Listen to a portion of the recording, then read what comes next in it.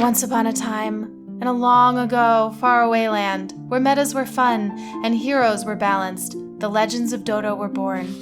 Wondrous winds and monstrous moves made the game into what it is today, and not even old Roche himself could have seen all the fabulous fables coming. Today, we tell the tale of the first Rampage. Cast your mind back to the 17th of August, 2011. It was a dark and stormy night, or it must have felt like it for the members of Virus Gaming, the French side that was on the receiving end of the very first Rampage in competitive Dota 2 history. We're talking about the very first International in 2011, back when the game was still in closed beta. The players only had 46 heroes to choose from, and about a month or so of practice with the new game. It was more like Dota 1 Plus than the real deal, if we're being honest. TI1 took place at Gamescom in Germany, with a prize pool that was just as eye-popping back then as the current TI bonanzas are today. $1.6 million was on the line, with a whole million going to the winner of the event. Now, the first Rampage came off the back of a successful fountain dive, executed by none other than Pajkatt, the Swedish journeyman whose long playing career saw him appear at 5 different TIs over the last decade. The momentous occasion came during their opening match in Group B, a best-of-1 affair. Now back then, he was just a lanky 18-year-old playing alongside Fear, Lacoste, ComeWithMe, and 1437, fighting for glory in the same venue as Dendi and Kuroki. Takes one to shoot one.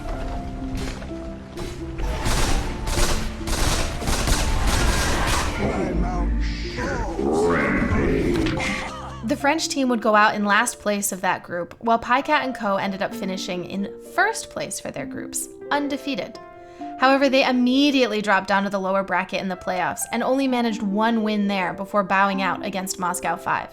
Now back then, all games until the semis were just best-of-1s. This wasn't the only way Pajkatt made history at the first TI. He also infamously missed a game under some pretty odd circumstances. I pulled a nail or something, and then the nail, like my toe, I got like an infection or something, so I was getting kind of sick, and then I was feeling pretty bad, and then I was like looking for some medicine, and then when I was doing that, I wound up missing the train, and like I was kind of drowsy, and then I took a train, and then I went the wrong way. Pajkatt also had the highest GPM at the event, making his performance all the more memorable. Plus, fun fact, one of the players on Virus at the time was Sockshka, the man literally behind OG's TI winning run as a coach at TI9. You could say he had the last laugh after all.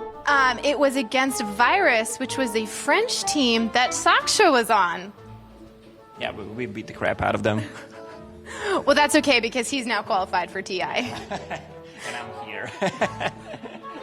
Pajkatt had a topsy-turvy career since that historic moment, playing all across the world on teams like Evil Geniuses, Optic Gaming, Alliance, LGD International, and Nata Sincere. He had a short stint on OG at the tail end of 2018 as Anna's replacement. We all know how that turned out.